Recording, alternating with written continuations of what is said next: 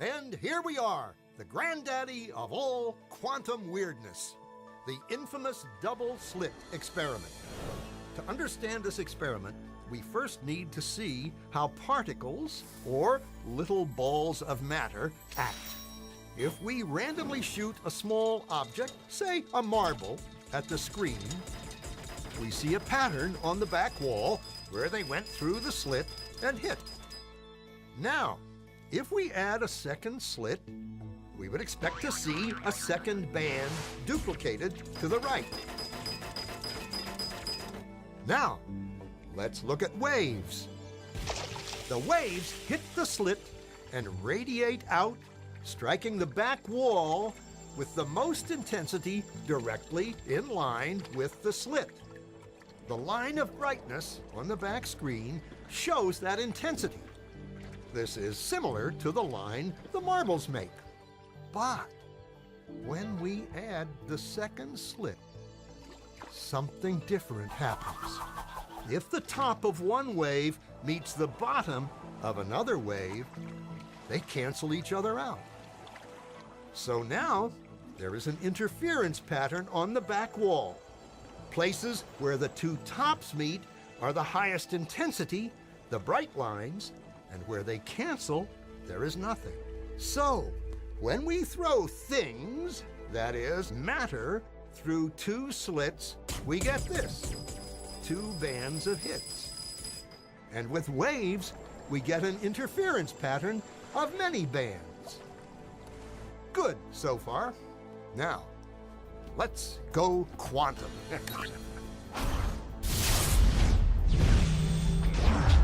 An electron is a tiny, tiny bit of matter, like a tiny marble.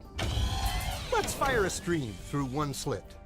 It behaves just like the marble, a single band. So, if we shoot these tiny bits through two slits, we should get, like the marbles, two bands. What? An interference pattern. We fired electrons, tiny bits of matter through. But we get a pattern like waves, not like little marbles. How? How could pieces of matter create an interference pattern like a wave? It doesn't make sense. But physicists are clever. They thought, maybe those little balls are bouncing off each other and creating that pattern. So they decide to shoot electrons through one at a time. There is no way they could interfere with each other. But after an hour of this, the same interference pattern is seen to emerge. The conclusion is inescapable. The single electron leaves as a particle, becomes a wave of potentials, goes through both slits, and interferes with itself to hit the wall like a particle. But mathematically, it's even stranger.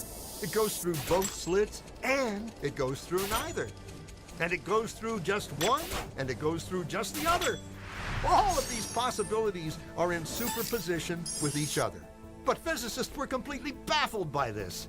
So they decided to peek and see which slit it actually goes through. They put a measuring device by one slit to see which one it went through and let it fly.